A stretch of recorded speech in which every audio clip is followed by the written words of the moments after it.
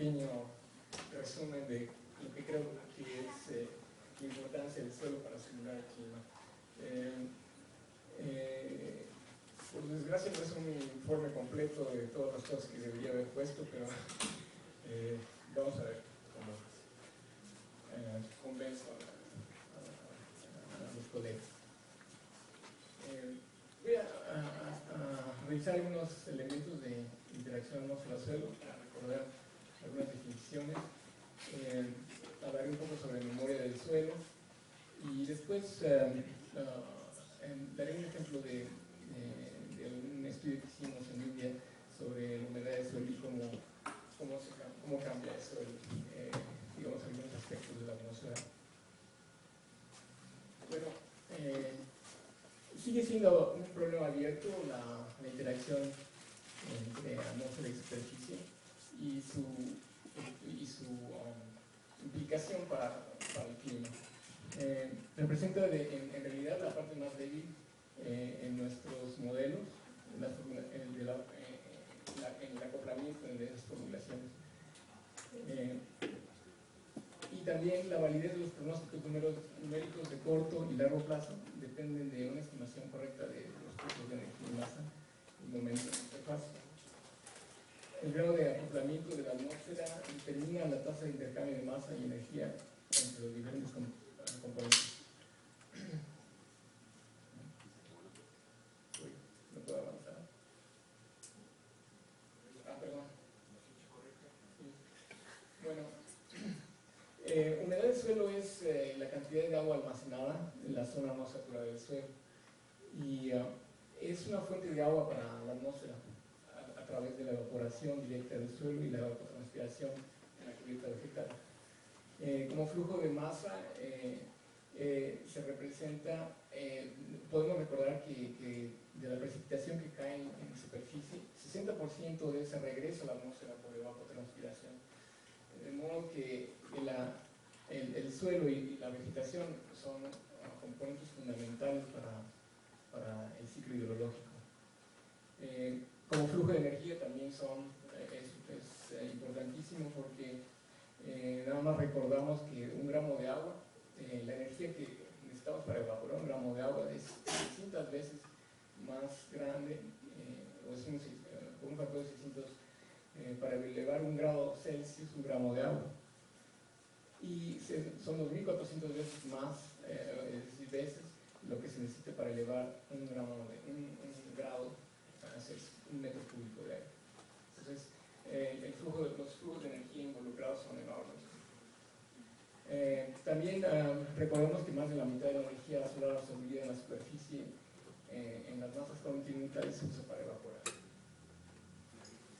Bueno, pues aquí solamente el punto de esto es recordar que cambios en la superficie debido a uso de suelo, vegetación, repercuten en todos los sentidos en un sistema que es súper complejo. Recordemos algunas definiciones básicas como humedad de suelo, que es básicamente el volumen de agua dividido por el volumen de suelo. Y también hay que recordar que las escalas de tiempo, escalas de espacio involucradas pueden ir desde centímetros hasta kilómetros, ¿no? Y hay una variabilidad en la humedad del suelo enorme debido a la textura del suelo, al tipo de suelo, en fin.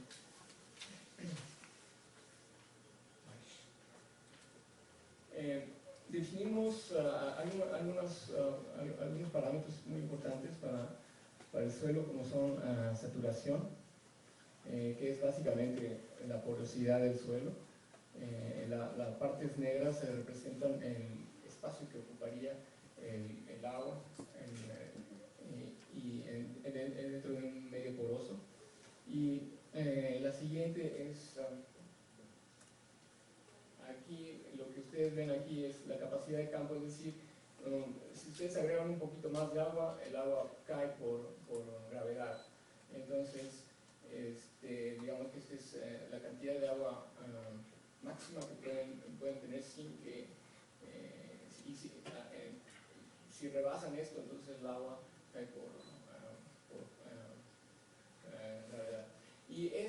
parte es la cantidad de agua.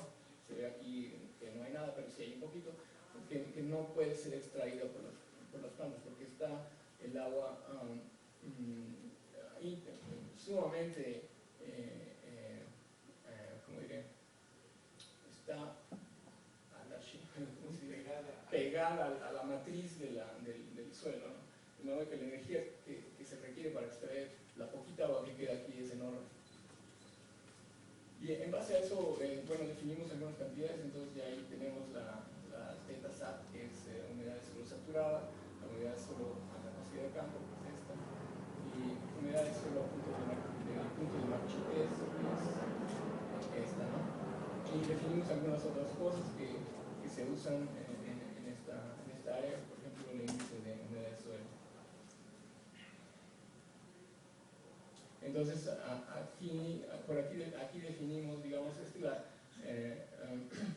la cantidad de agua neta que una planta podría hacer uso. La humedad de suelo también depende, la humedad de suelo disponible depende también del tipo de suelo que podemos tener. Obviamente la arena tiene menos capacidad para retener agua, y aquí lo podemos ver, arena, limo y así. Bueno, estos son tenemos básicamente una división del suelo en la parte de una zona de raíces, y tenemos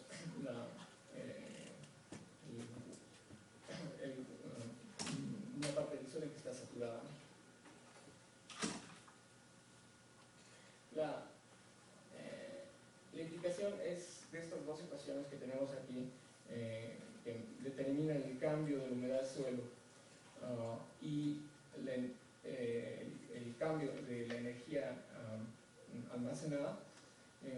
Es que hay un acoplamiento muy grande entre ellas, debido a este término, que es el término de evaporación. Entonces, están acoplados a través de estas ecuaciones, y la humedad del suelo juega un papel súper importante en la partición de energía y en los mecanismos de retroalimentación en la atmósfera.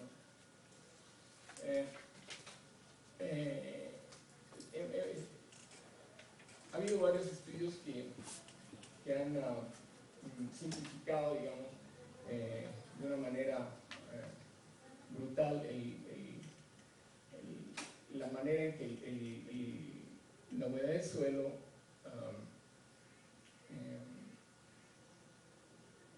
la manera en que la humedad del suelo puede cambiar el clima. Y eso es debido a que podemos tener tres regímenes básicos. Uno es que tenemos un régimen seco, debajo del cual, cuando la humedad del suelo está debajo del punto de marchitez, simplemente cambios en la humedad del suelo aquí no cambian para nada la fracción de evaporación. Y luego tenemos un régimen de transición en el cual la humedad del suelo cambia linealmente, hace cambiar linealmente la fracción de evaporación. Y después tenemos un tercer régimen climático en el cual, a partir de esta humedad de suelo crítica, la fracción de evaporación ya solamente está limitado por la radiación neta. Bien. En cuanto a la memoria del suelo, podemos decir que podemos recordar que el periodo de precipitación, un periodo de precipitación intensa, nos produce una anomalía positiva en humedad del suelo, que después puede ser disipada por evaporación de otros procesos. Y el tiempo que toma para esa disipación es del orden de semanas o meses. Después podríamos tener también lo inverso, es decir, un periodo de precipitación intensa en la cual también por procesos de precipitación y otros procesos puede desaparecer también en semanas o meses. De modo pues que el suelo tiene una memoria de 2 a 3 meses, por lo menos para las capas más cercanas a la superficie, de los procesos que llevaron a condiciones anómalas, que son húmedos, secos, y que la atmósfera ya olvidó. es difícil cuantificar la persistencia del suelo debido a falta de datos, aunque hay lugares en donde por mucho tiempo, del orden como de 100 años en Rusia y en Estados Unidos, se han tomado datos para poder hacer, para poder generalizar cuál es el efecto de la humedad del suelo en la parte atmosférica. Pero aún faltan bastantes. Es necesario tener muchos más datos observacionales. Sin embargo, es posible a partir de modelos encontrar reglas generales de comportamiento. Bien. Manabe en 1969 fue uno de los primeros que encontró una regla de ese tipo. Y lo que usaron fueron modelos globales de situación general, en donde la idea era ver cuál era el impacto de la humedad del suelo en la atmósfera de manera global. Aquí lo que ven es el cambio de la humedad del suelo en la columna entera. EP es la evaporación potencial y CS es la capacidad de retención del agua del suelo. P es la precipitación y Q es correntía, superficial y subsuperficial. Entonces, Manabe modeló esto como un proceso markoviano de primer orden. Y lo que encontraron básicamente fue que el suelo tenía un impacto muy importante en escalas de meses y de años en la región continental de Estados Unidos y Europa. Esa evaporación potencial es básicamente la que le da la memoria a este modelito, ¿no? Que es un modelo, no recuerdo bien ahora exactamente, pero los modelos más recientes son modelos que tienen un espectro rojo, ¿no? Y bueno, es muy discutible el modelito que usó él, pero aún se continúan haciendo estudios basados en lo que propuso Manabe inicialmente. Y entonces esa evaporación no es más que multiplicada. La evapotranspiración está modelada como a partir de la evaporación potencial multiplicado por una beta, ¿no? Que tiene que ver con este índice de humedad que habíamos visto antes. Bien, solamente para recordar que los cambios en humedad dan lugar a cambios en la atmósfera muy importantes, ¿no? Esta es unas fotos de Sonora de cómo los cambios son brutales entre invierno y verano. Perdón. Y también algunos otros aspectos de la orografía que son importantes. También tiene mucho que ver el hecho de que tengamos una superficie cubierta por vegetación en donde solamente hay, por ejemplo, pastos. Es evidente, por lo menos desde el punto de vista del modelaje, que la precipitación y la convección han cambiado drásticamente. Eso de hecho ya se ha observado también en estudios de campo. Bueno, los modelos que se usan actualmente para modelar la evapotranspiración incluyen modelos de capas del subsuelo, incluyen vegetación y la vegetación transforma, digamos, la evapotranspiración en base a modelos de resistencia, por ejemplo. Estos son los modelos. Tiene 5 minutos. Los modelos que se utilizan en este tipo de... Estas son las ecuaciones que se utilizan en este modelo. Bueno, hicimos en India hicimos un estudio para poder determinar cómo la irrigación cambia algunos aspectos fundamentales de la atmósfera, como son la evolución de la capa límite. Esto quizá la gente no lo sepa, pero India es uno de los países con mayor irrigación en el mundo, a pesar de que tienen muchos problemas para alimentar a su población, pero de todas formas es algo increíble que tienen extensiones enormes de irrigación. Y ello provoca la pregunta sobre qué tanto esa irrigación cambia la evolución de la atmósfera, ¿no? Entonces, para ello usamos en este estudio el MM5, porque en esa época teníamos solo disponibles ese modelo. Y aquí lo que hacemos es presentar la diferencia entre el control y experimentos en donde la humedad del suelo fue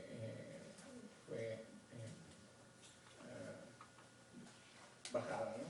Se bajó la humedad del suelo y aquí se aumentó la humedad del suelo y se ven algunas diferencias, aunque en realidad es un poco difícil apreciar en precipitación. Las diferencias es una cuestión bastante caótica. Sin embargo, lo que sí observamos es que en un corte vertical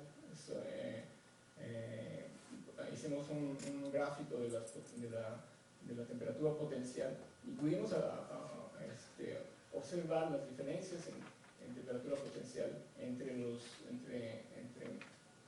cuando teníamos experimentos secos y experimentos húmedos, ¿no? Es prácticamente como un flip-flop, ¿no? Entonces, sabemos ahora que una afectación en la humedad del suelo puede llevar a una afectación, una respuesta atmosférica muy sustancial. Y esto es en cuanto a calor sensible y las diferencias que ocurren también cuando entre experimentos secos y experimentos húmedos. Entonces vemos así también ese flip-flop en el sentido de las diferencias. Y también para el latent heat flux, ¿no? Este es sensible y este es calor latente, ¿no? Bien, entonces encontramos que la sensibilidad en precipitación a anomalías en humedad de suelo son afectadas viento abajo. No se los presenté, pero así fue. Las anomalías en humedad del suelo generan circulaciones locales. Cambios en humedad del suelo pueden llevar a modificaciones importantes de viento y régimen termodinámico en la capa límite planetaria, y continúa siendo un problema abierto la magnitud del acoplamiento entre atmósfera y superficie, aunque es claro que el estado de suelo ejerce un gran control en el desarrollo de la capa planetaria, ¿no? Límite planetario. Y bueno, es necesario incluir en los pronósticos de ensamble regional la incertidumbre en las condiciones de suelo, y parámetros como albedo, razón de rugosidades tendrían que ser incorporados.